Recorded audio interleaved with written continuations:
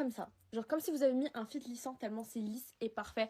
Alors aujourd'hui, je vais vous montrer les produits à absolument avoir pour avoir un teint bien lisse. On va commencer par le teint. Pour le teint, bien évidemment, une crème hydratante et une base. Alors la base, c'est très important les filles pour un maquillage. Si vous voulez que ça tienne longtemps, si vous voulez que votre maquillage soit bien lisse, c'est la base.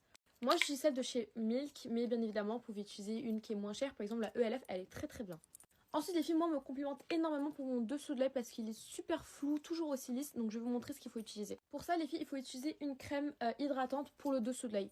Alors, attention à ne pas faire l'erreur. La crème hydratante pour le visage, on ne la met pas en dessous de l'œil. Sachez que notre peau en dessous de l'œil est beaucoup plus sensible que notre visage.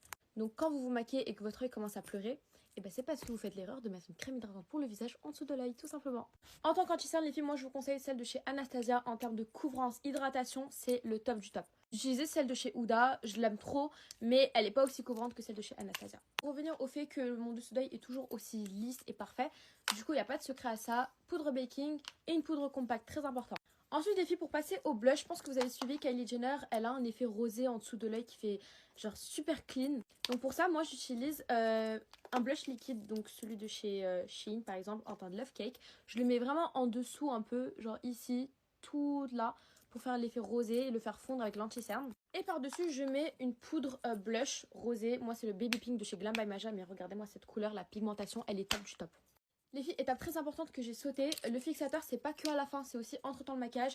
Si vous voulez pas vous ruiner en mettant que du Charlotte Tilbury au moins 4 fois pendant votre maquillage, vous pouvez utiliser celle de chez NYX. Donc c'est celle-ci, la verte de chez NYX. En fait c'est juste histoire de mélanger un peu les matières ensemble et ça vous fait vraiment un teint incroyable.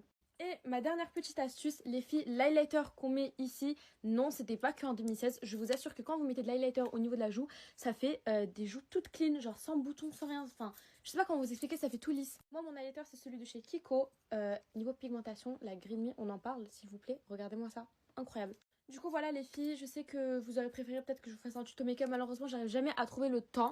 Mais suivez-moi sur Insta et sur Snap surtout parce que je fais énormément de hauls, de conseils, Vraiment je réponds à tout le monde, je vous mets toutes les références. Donc si vous avez des questions, n'hésitez pas à me parler là-bas. Je vous fais